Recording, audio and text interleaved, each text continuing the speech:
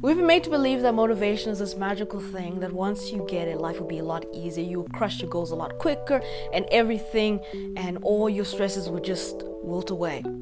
And movies like Rocky have also given the perception that what you're really lacking is just motivation. That was my worst impression of Stallone, but you get it. Like, movies have made us think that what we're missing or what we're lacking in order for us to do better, to do well, to be more successful is motivation. Because entertainment is simply there to entertain us. But the reality on the ground is motivation is a myth. Think about it like this. The reason why writers struggle is because they've got something called writer's block, because they feel like they're not motivated enough.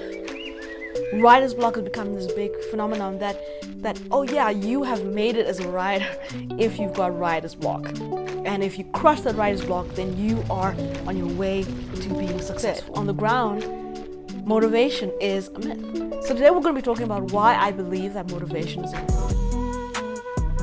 Before we go, please like, please subscribe so that I know that you enjoyed this video. And let's go. Motivation is all about the progress, not the course. Let that sink in for a second. Think about it like this. You are a writer and you're writing your book, and every day you have to wake up to write it. Most people say you are motivated to write, but the reality is the motivation isn't the one that actually pushed you to write. Self-discipline did.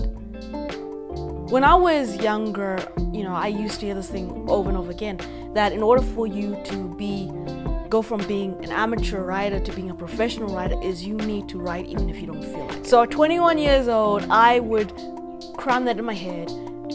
If you want to be a writer, write when you don't feel like it. So I wrote when I was sick. I wrote when I had a headache. I wrote when I was too tired to write. I wrote when I had stomach aches. I wrote even when honestly there was something interesting on TV, because in my mind I knew that to get over that hump I needed to write even if I didn't feel like it.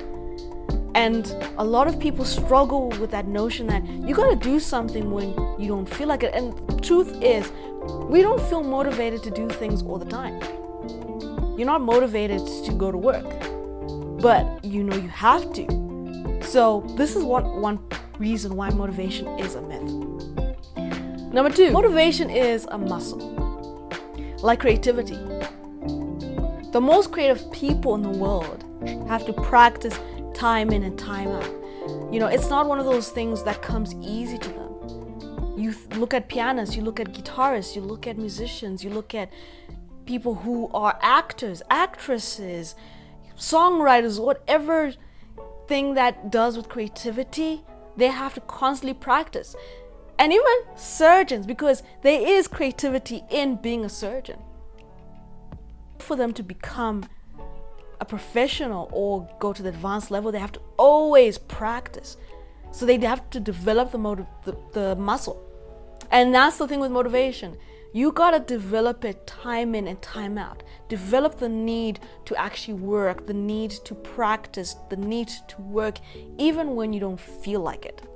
Number 3, motivation is all about building blocks. Now you are an architect and you gotta build this beautiful house, 2-story house with balcony, with all the works, right?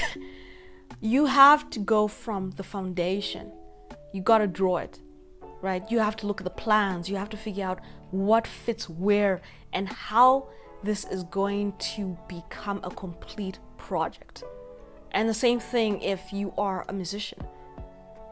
The notes on a keypad are just not just notes.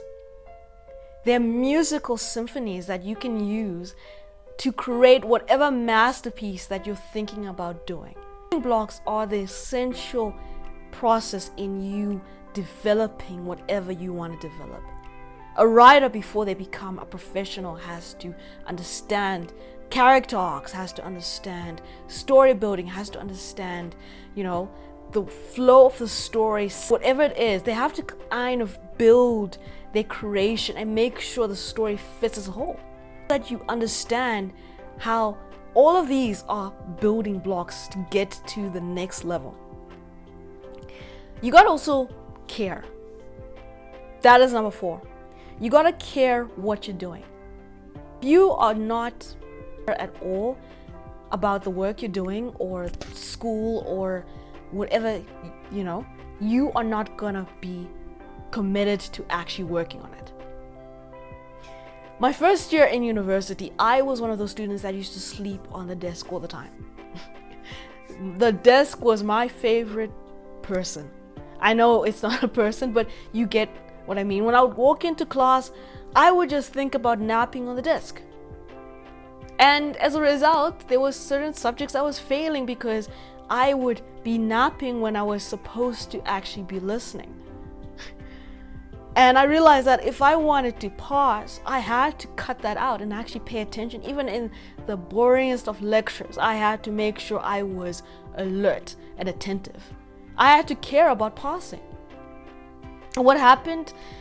Well, there was a natural progress of me just becoming more committed. Me developing the skill set to actually listen when I am not the best student out there. But I was committed to learning, and I learned the hell out of those subjects. And I passed. So that's the thing though. It's not all about motivation. It's about caring. It's about actually being committed to making sure that something works. Because if you don't actually care, then it's never going to work. Number 5 is motivation is an excuse. The reason why a lot of people tend to say they're not motivated is, and I'm not trying to jab anyone or just trying to put you in a bad space, but motivation is often an excuse. I'm not motivated to wake up. Basically, you're saying that you don't really want to wake up. And it makes us feel comfortable saying, I'm not motivated. As a newbie writer, it made me comfortable. The reality on the ground is, how bad do you want something? Because if you want something really, really badly, then you are going to work at it twice as hard than anything else. Because if you don't, guess what? It's never going to happen. It's never going to work. It's never going to come to fruition because you always going to have a bag of excuses just waiting to drop on your lap. So you got to think, do you actually want this? Or are you using your lack of motivation as an excuse not to do something? And the last one, number 6. At the end of the day, it's all about mindset. You see, there are 2 types of mindsets. There is a growth mindset and there's a fixed mindset. And then between, there is a progress between growth and fixed. You see, fixed mindsets never grow.